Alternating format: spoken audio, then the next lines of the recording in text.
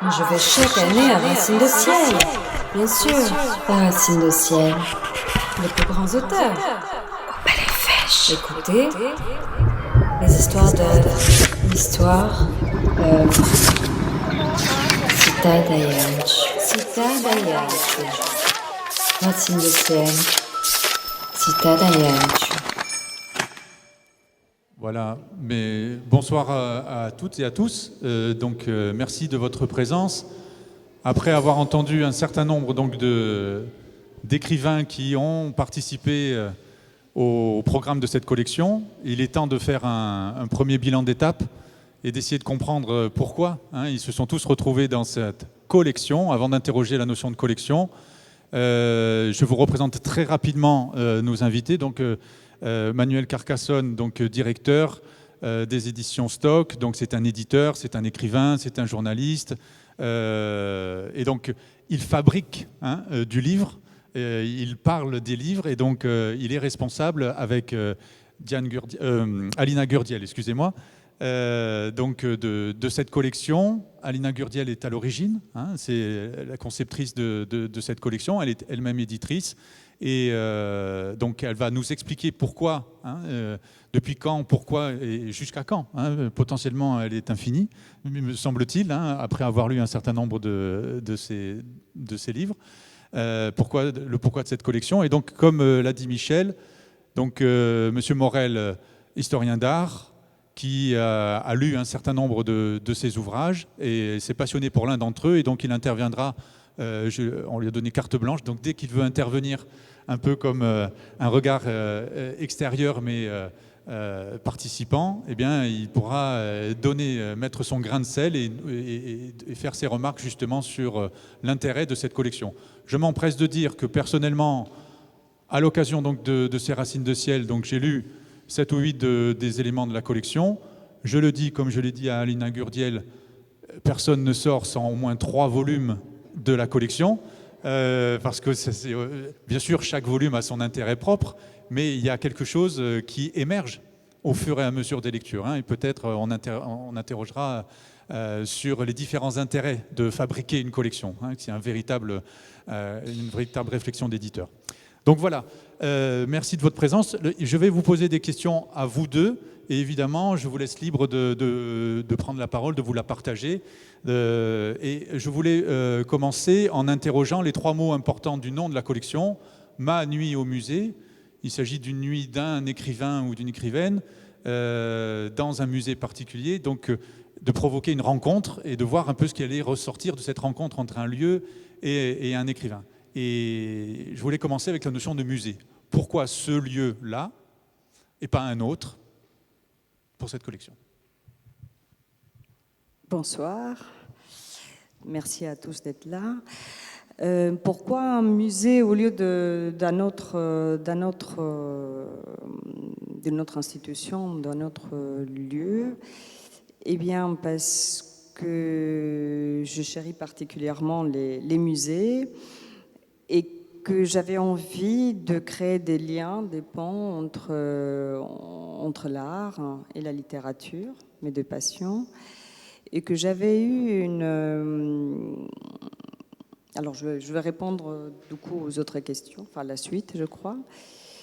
Ma nuit au musée, j'avais eu une expérience assez forte, très bouleversante même, dans une île japonaise, Naoshima. D'ailleurs ce matin, je crois que c'était ce matin, Laurence Descartes a parlé de cet endroit magnifique, qui est un lieu dédié à l'art, où il y a plusieurs musées, mais enfin l'art est partout, y compris dans les jardins, il y a des œuvres d'art partout.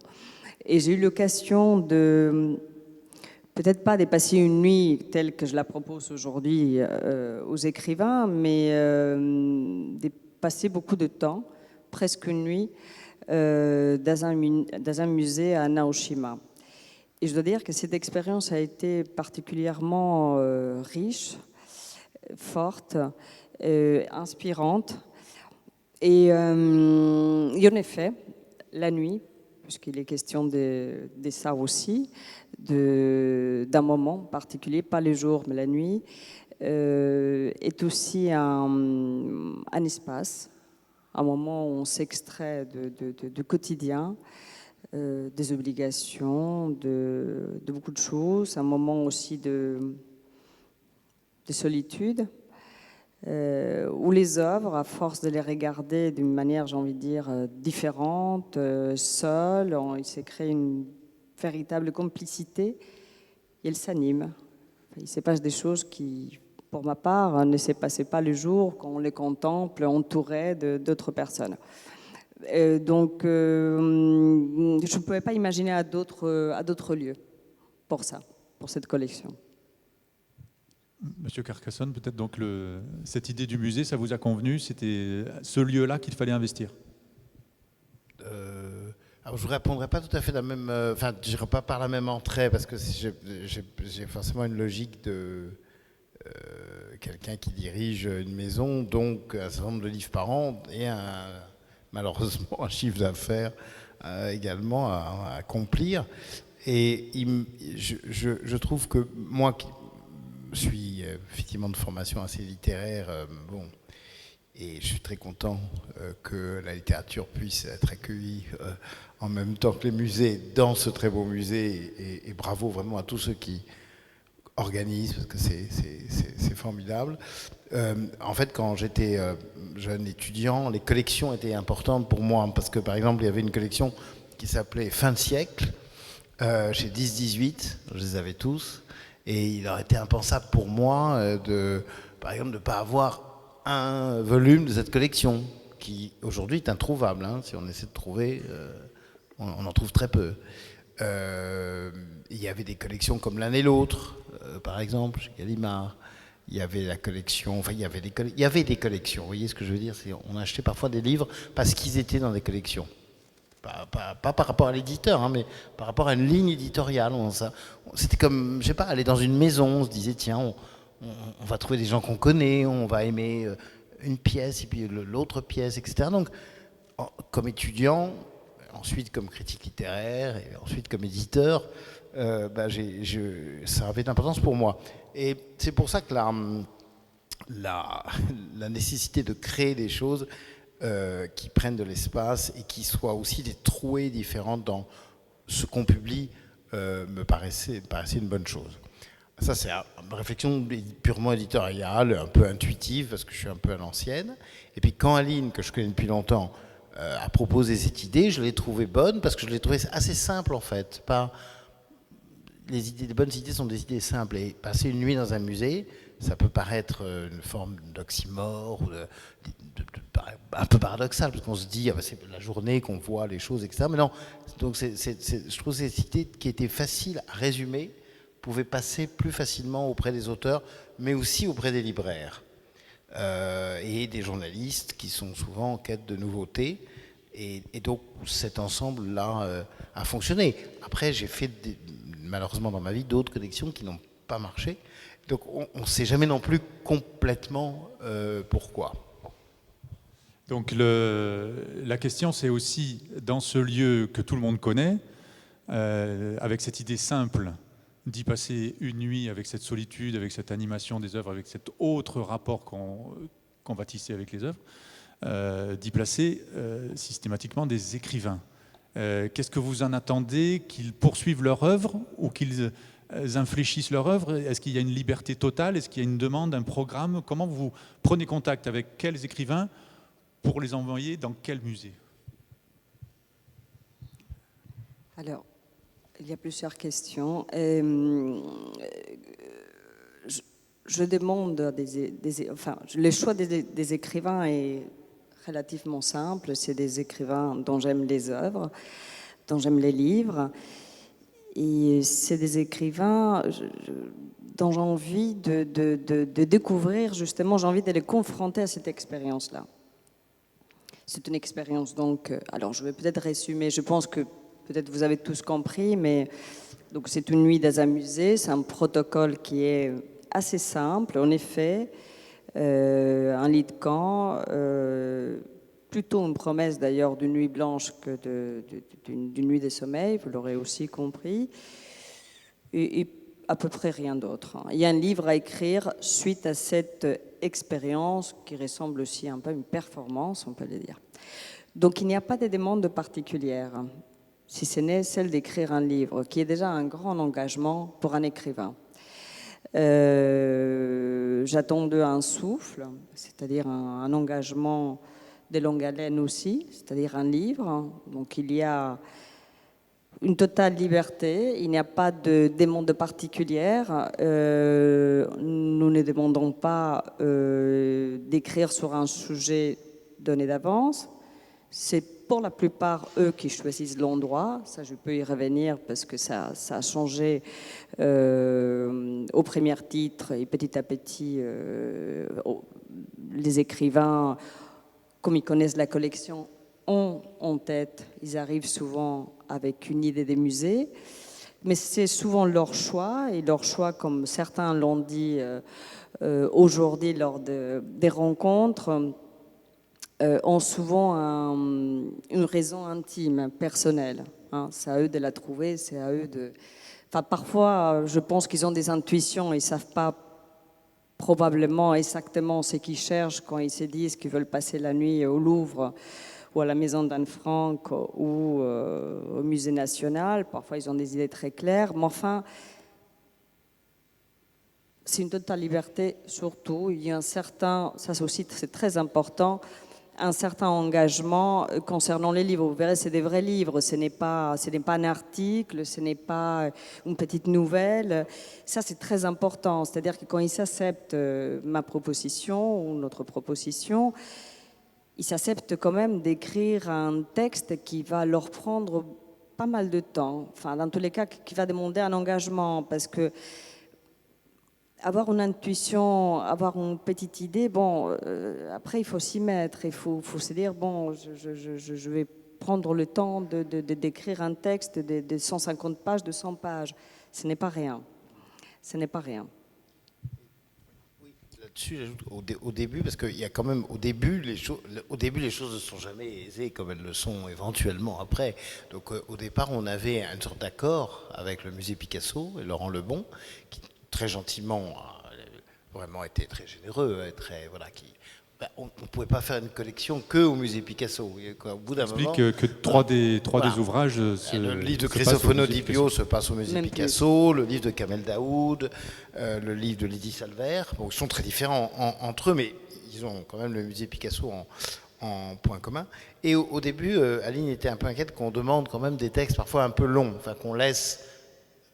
Donc on disait, mais est-ce qu'on ne va pas demander par contrat un texte pas trop long, que ce soit plus facile à faire, etc. Et je pense que ce qui est bien, c'est que les écrivains intelligemment choisis et de talent se sont laissés à eux-mêmes une totale liberté. Ce sont des vrais livres qui sont des vrais livres de ces écrivains. C'est-à-dire que ce n'est pas un livre de commande. Je crois que quand même, ça c'est ça qui, à mon avis, fait, avec évidemment le choix des auteurs, le succès sans doute de ces livres, et aussi leur valeur. Je pense qu'il y a une certaine liberté aussi éditoriale qui fait qu'on discute aussi des textes. On a quand même eu des textes sur lesquels on a dû discuter. On a même un auteur récemment qui ne veut pas qu'on lui parle. Bon, mais peut-être c'est le moment de passer la parole à Monsieur Morel, puisqu'il y a un des ouvrages qui vous a particulièrement plu, peut-être que vous voulez réagir. Oui, mais avant de peut-être parler de cet ouvrage, je voulais dire que cette collection m'avait beaucoup intéressé, beaucoup séduit, parce qu'elle réussit une sorte de tour de force de faire dialoguer, se rencontrer de choses qui peuvent paraître absolument contradictoires. Vous avez parlé d'intime, c'est à la fois l'intime et l'universel. Puisque qu'est-ce qu'un musée? C'est un lieu où l'on conserve des artefacts dits artistiques, enfin dans la plupart des cas, qui ont une valeur quintessentielle par rapport à des cultures diverses, qui ont un rapport à l'universel, et ce qui en fait bien évidemment tout le prix. Or, cet exercice, c'est-à-dire envoyer un écrivain comme ça, s'immerger pendant une nuit entière dans un tel lieu, c'est bien évidemment lui permettre de libérer la part de subjectivité, la part d'individualité, la part d'intime, qui peut en quelque sorte entrer en communion ou en communication avec les œuvres ou avec le lieu dans lequel il se trouve. Et je trouve que ça fonctionne extrêmement bien. Enfin, les quelques ouvrages que j'ai lus m'ont particulièrement intéressé de ce point de vue. Oui, c'est vraiment tout l'intérêt du programme, hein, de la proposition, que de se dire qu'effectivement, ça n'est pas qu'une présentation d'un musée, et quelque chose d'un petit peu générique. Non, non, il s'est passé quelque chose, et c'est à la fois donc un livre d'une œuvre d'un auteur, et aussi un livre d'une collection. Donc il y a cette espèce de double position du livre qui en fait vraiment son originalité. Et donc là, il y a un des ouvrages que vous avez particulièrement apprécié sur le musée je les ai tous appréciés, de je le dis l'Acropole. sincèrement, mais c'est un choix de facilité. Je choisis l'ouvrage dont l'auteur n'est pas présent, Ajaccio. C'est plus simple. Qui plus est, j'ai aussi d'autres motivations. L'auteur est une autrice italienne. Et elle parle, et moi je suis censé être un spécialiste de la Renaissance italienne, et elle parle d'un autre pays auquel je suis très attaché, qui est la Grèce.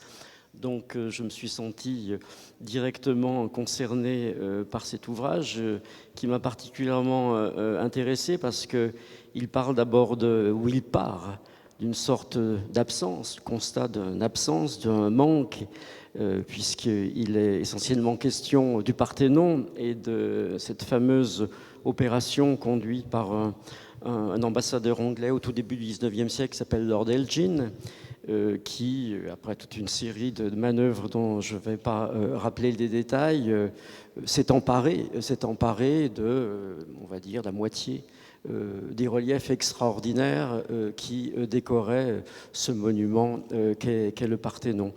Et justement, là encore, il y a dans cet ouvrage une fusion entre la dimension très privée, parce qu'il y a une sorte de figure fantomatique qui apparaît, qui est son compagnon, très ponctuel, très patient, visiblement, mais qui est aussi un peu, enfin moi je l'ai lu comme ça, peut-être que c'est une absurdité, vous me le direz, mais comme la figure fantomatique de la Grèce qu'elle cherche, puisqu'il est question beaucoup de manque, d'absence, l'absence de ces marbres, mais aussi le manque ou l'absence d'un rapport beaucoup plus étroit à la culture dont l'auteur et dont peut-être nous tous, nous pouvons nous considérer comme les héritiers, qui est la culture grecque. Et du même coup, ça devient une véritable quête. Ce manque, elle dit qu'elle le comble, ce vide, elle le comble avec le mot, avec les mots, autrement dit ceux de son roman, et qui se transforme en une sorte de retour. Là encore, ce matin on parlait d'une remontée vers les origines, mais dans une dimension plus métaphysique et mystique. Là aussi, il s'agit d'une remontée aux origines de notre culture, et tout cela est développé de façon extrêmement sensible et intéressante. Et je dirais que ce roman, en quelque sorte, nous explique à sa manière les fondements de l'Europe. Non seulement puisqu'il s'agit de l'origine de la Grèce, c'est-à-dire la vérité. Alors je vais oser résumer très brièvement ce, mais le vol de ces marbres a eu une sorte de réaction atomique extraordinaire. On peut dire d'abord la réaction d'un autre Anglais. Ces marbres ont été envoyés à Londres, mais un autre Anglais, et pas le moindre, Lord Byron, s'est élevé contre ce larcin, ce saccage, dans les termes les plus violents. Et on peut dire, pour faire simple, qu'il est à l'origine aussi d'un grand mouvement philhellène qui a traversé toute l'Europe, qui a embrasé toute l'Europe, et qui est entré directement en liaison avec une conscience nationale de la part des Grecs, qui est le point de départ, bien évidemment, du mouvement de révolte et de libération de la Grèce. Donc, c'est fondamental. Ce qui a été un manque, ce qui a été une perte, a été le mouvement qui a permis cette réaction, à la fois au niveau de la Grèce, mais au niveau de l'Europe entière, et la renaissance de la Grèce. Donc un manque qui devient le point de départ d'une renaissance. Et cette renaissance de la Grèce, comme on le lit à travers les pages de ce roman, et j'adhère totalement à cette vue, c'est aussi la naissance de l'Europe. la naissance de l'Europe, non seulement à cause du philhellénisme qui est devenu un mouvement européen, mais parce que d'abord les Anglais, mais aussi les Français, parce qu'il n'y a pas que les Anglais qui ont pillé le Parthénon ou Athènes, les Français et les Allemands aussi à leur manière, même si c'est peut-être plus indirect dans le cas des Allemands. Tous ces fragments se retrouvent dans tous ces musées européens.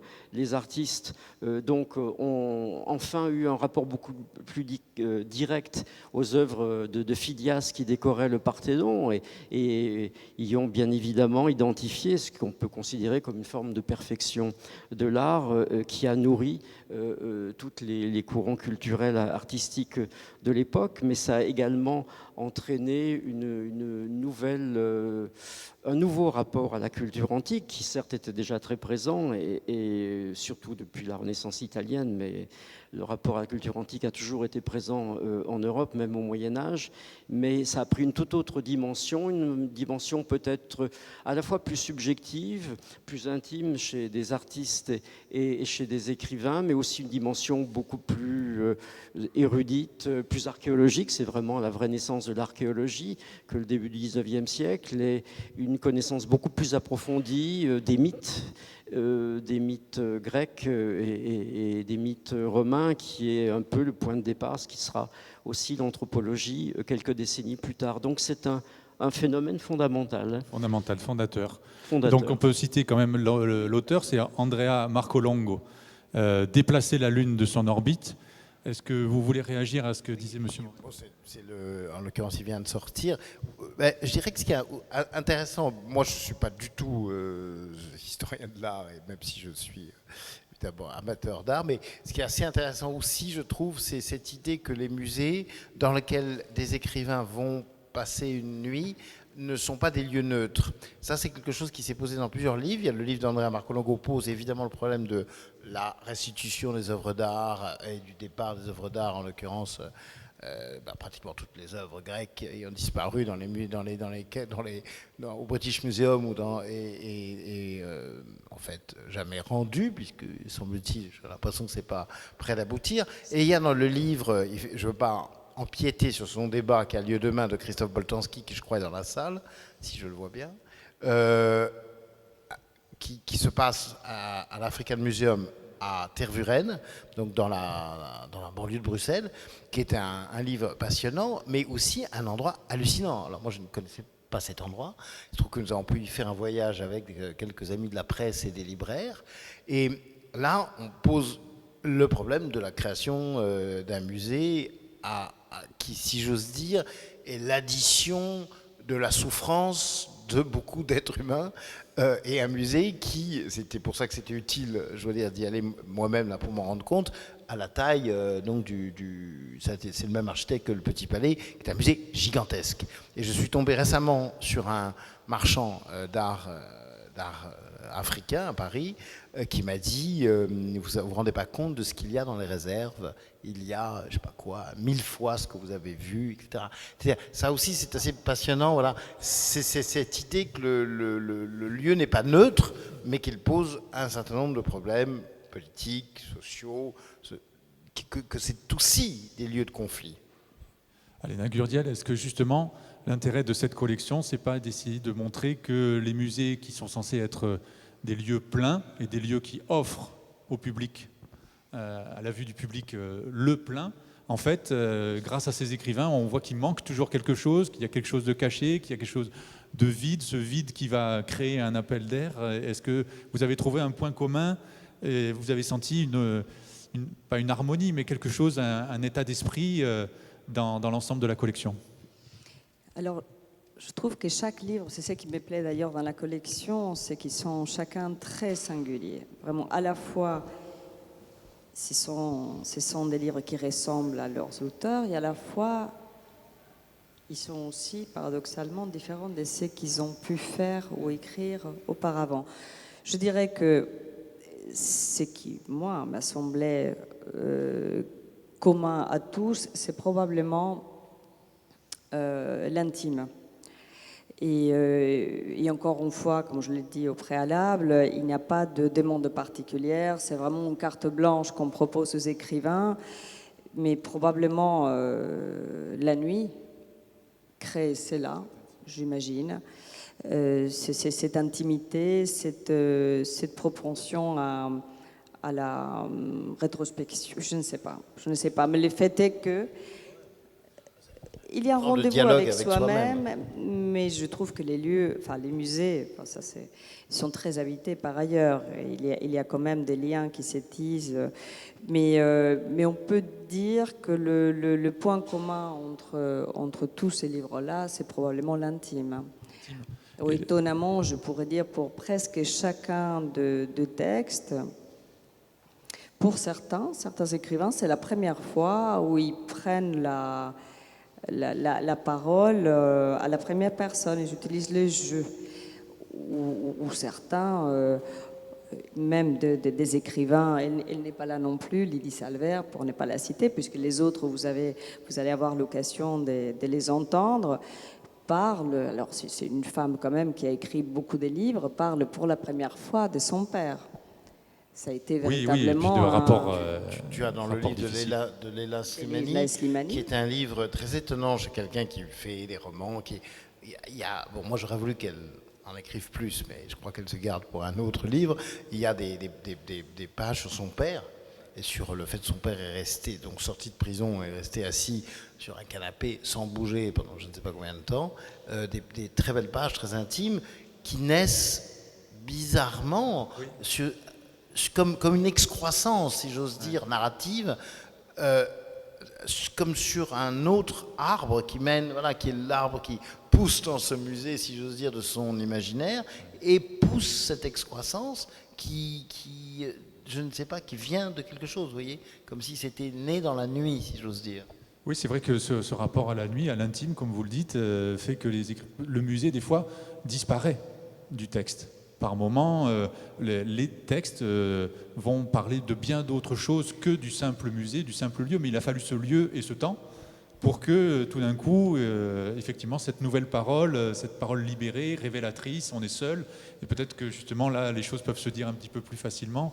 Et ce que je trouvais aussi très beau aussi entre les différents textes, c'était le fait qu'il y avait une veille difficile. Certains y vont presque à reculons, en disant oh non, c'est quand même pas très agréable. Et puis en même temps, il y a du sommeil. Et il y a des rêves, et notamment dans le texte de Santiago Amigorena, il y a aussi du rêve. Il y a aussi, je ne suis pas toujours en train de veiller, et cette nuit, je rêve avec des œuvres autour de moi.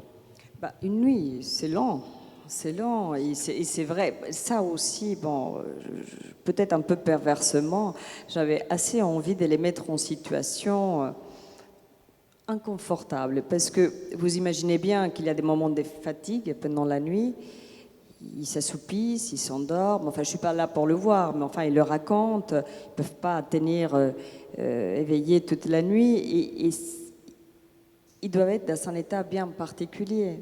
Vous imaginez bien qu'à 4 heures du matin, à 5 heures du matin, la perception des lieux, de l'espace, des œuvres, doit être particulière. On leur donne un peu de drogue avant pour essayer de...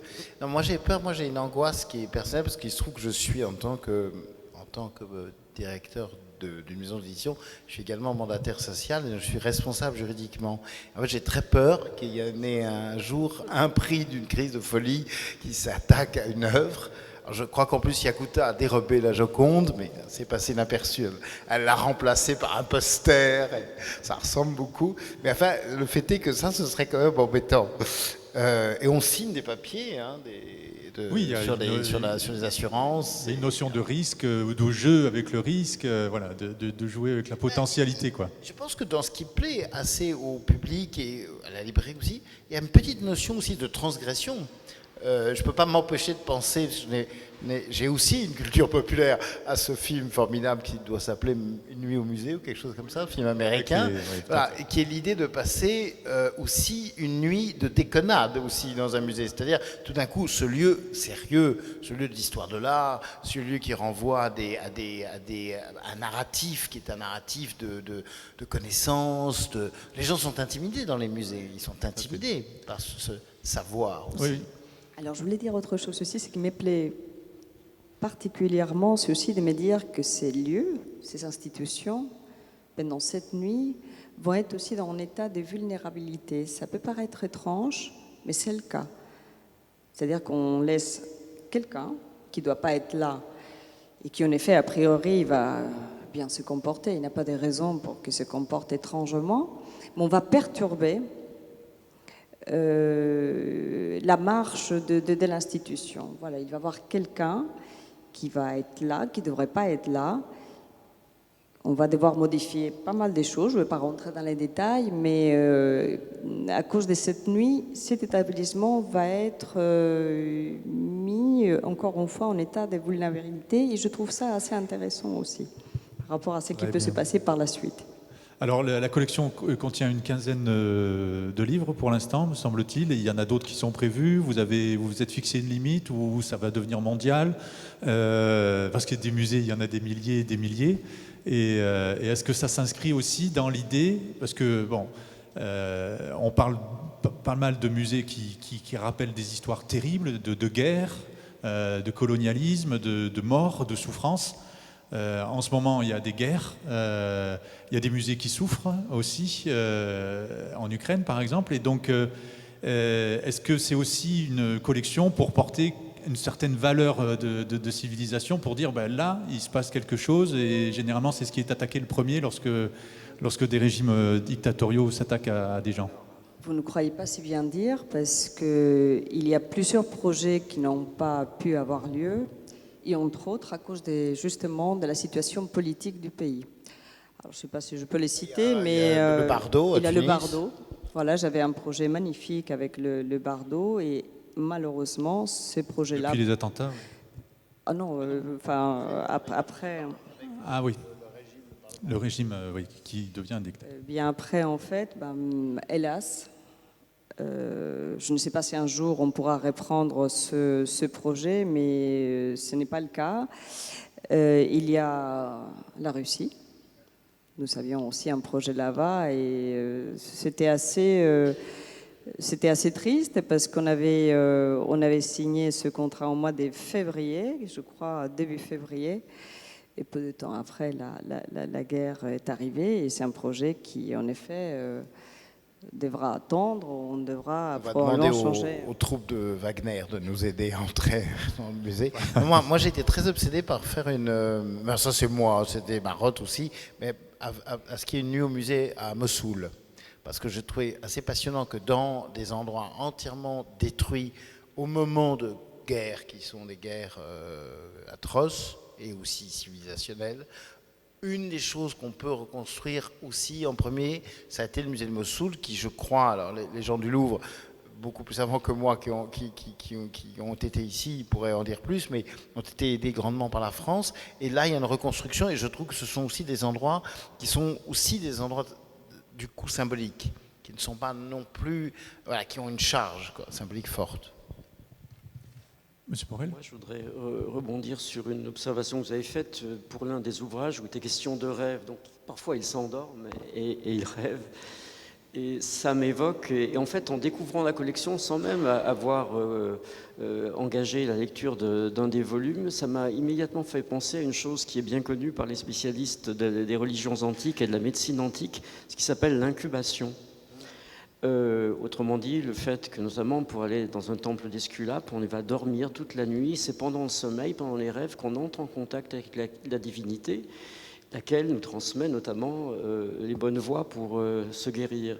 Donc et ça, bien évidemment, nous ouvre sur des perspectives qui sont quasiment magiques, et je me demande si dans certains de ces volumes, ce type d'enjeu n'est peut-être pas également au travail ou pourrait ne pas l'être.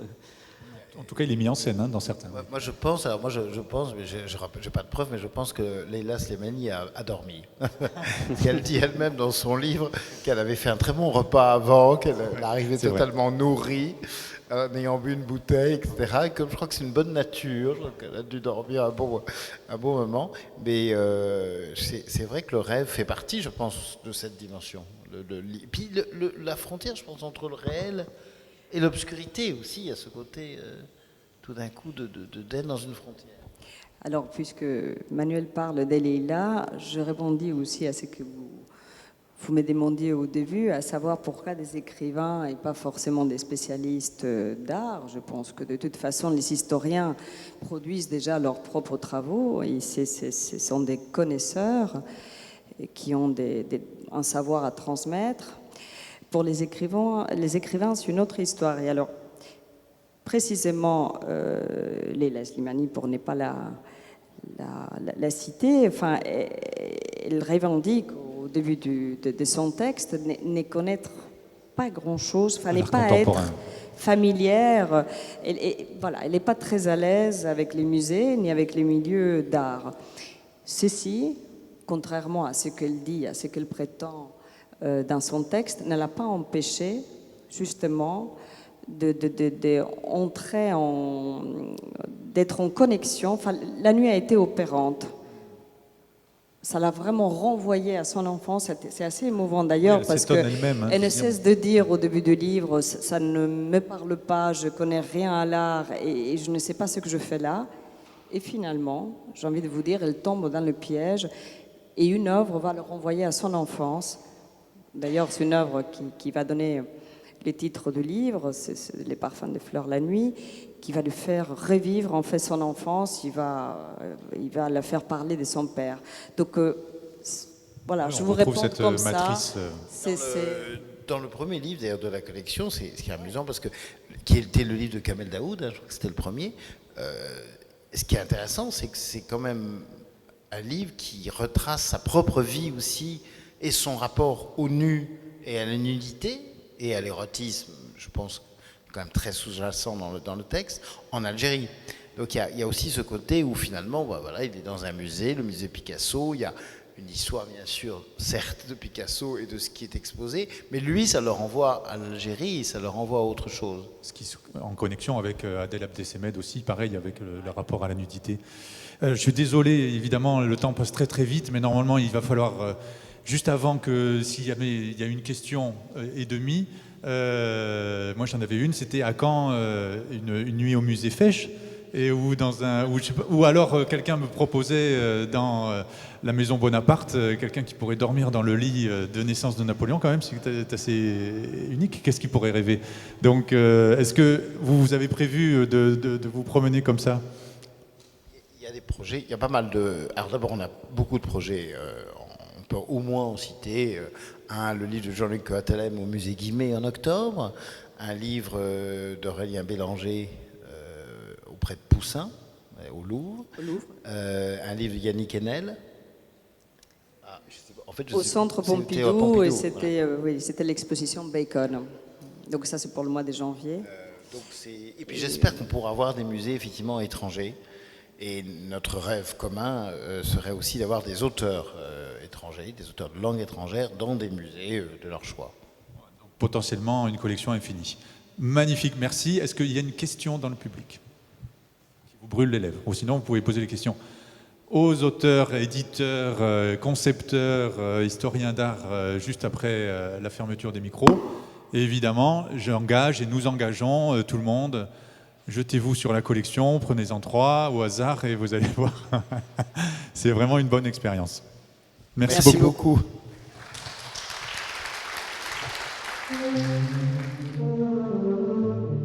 Bien sûr. Écoutez les histoires de...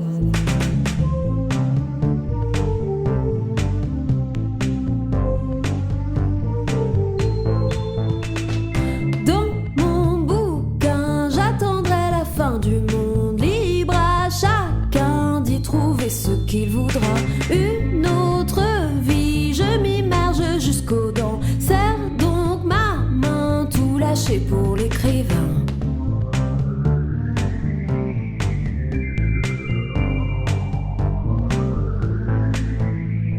Les pages se tournent, j'arrive au bout du chemin, mais j'y suis trop bien.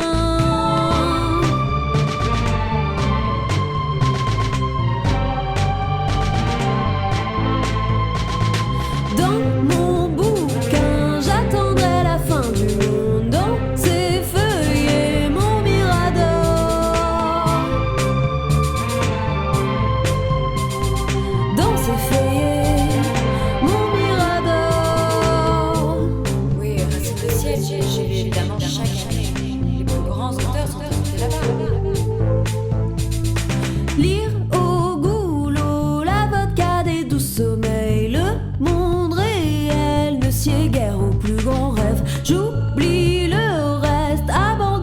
sur la route, que l'écrivain me rattrape sur le chemin.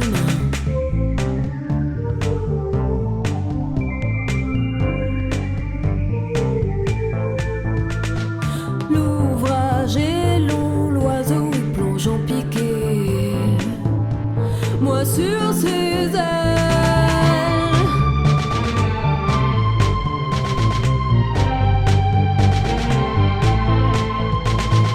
Dans mon bouquin, j'attendrai la fin du monde. Dans ses feuillets, mon mirador.